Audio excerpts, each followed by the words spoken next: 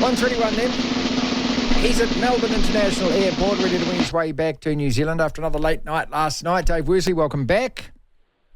Thank you very much, Marty. I'm here at the very terrible Melbourne Airport, but that's fine. About to go through customs and fly back.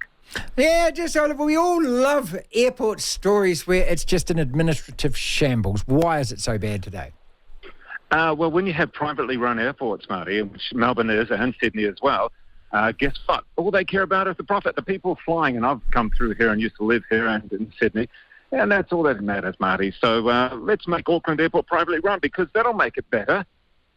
Not. Anyway. I always find as well. Look, it's just such a stressful place to be, isn't it, the airport? Well, get to the lounge, pour yourself a stiff drink. Okay, that's all you needed. You bet.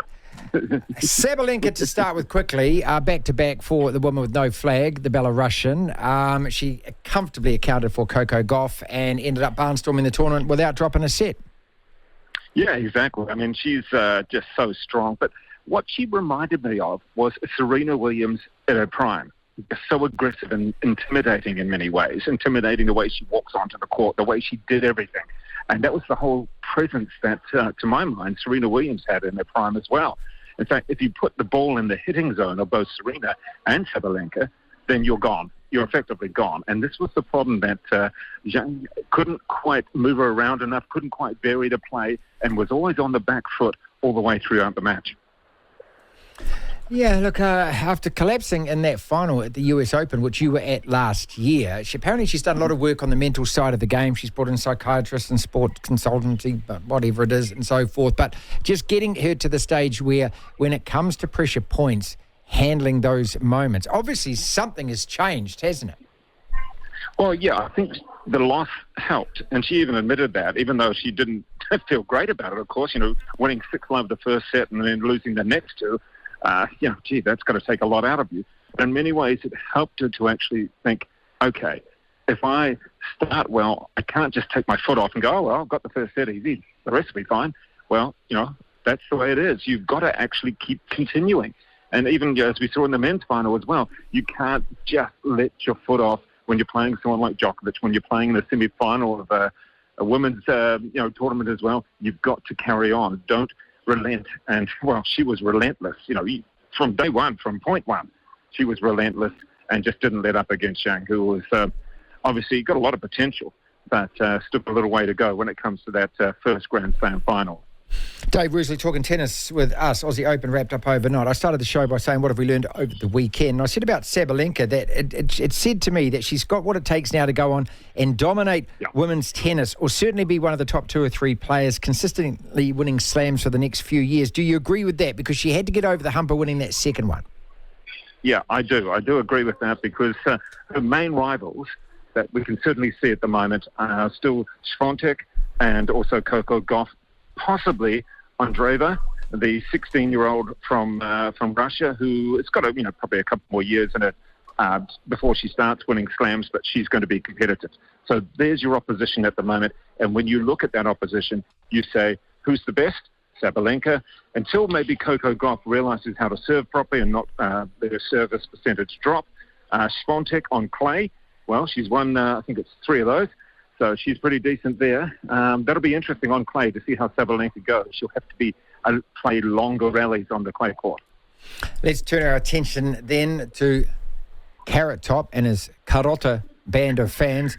The semi-final on Friday was brilliant, mate. He out-Novak'd Novak. The power tennis, the confidence, not to concede a break point, but also after Novak won that third set, we're talking about the semi before the final here, people, because it's really important, because after Novak won that third set, his gestures to the crowd, the fist pumping and everything else, half of that was psychological, half of that was trying to get inside Sinner's head and create doubt there.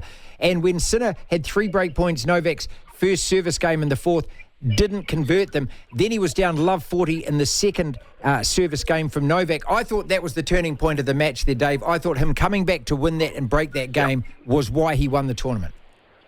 Oh, exactly. That was it. I mean, he just showed resolve from really looking as if he was going to probably lose that set and, with Novak probably going to lose the match as well, because Novak was just so good at holding on and winning those matches and, 10 Aussie Open. That's a fantastic record. So to beat Novak, and I think what happened in the final as well, it was almost as if that he had played his final.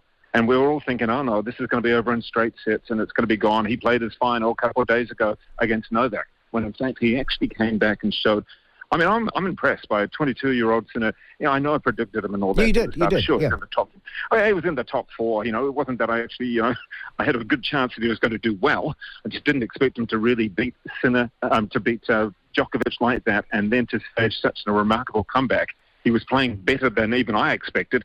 I'm not sure whether it was better than what he expected either sometimes. I mean, that result was just fantastic. And I think, like you said, beating Djokovic and certainly looking down in that final set was just quite remarkable to come back and show that he actually did have the mental strength to do so.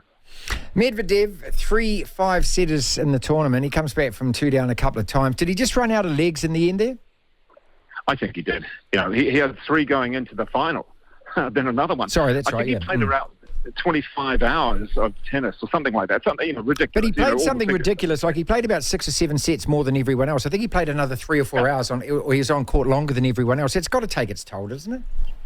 It does. I mean, you can see he's incredibly fit. Some of the shots, there was one particular rally that he just picked up the ball against us and then, just did something remarkable. And you think, you shouldn't be able to do that. Doesn't matter who you are, what you are, how long you've played. But he just seems to get to things. But I think in the end, his body did actually give out. And he's just such an entertaining player. And I love his quotes at the end, like, about, been runner-up, but I guess it could be worse. I guess I could have lost earlier in the tournament. And he was very humble about being runner-up. He was also very praiseworthy of his Sinner as well.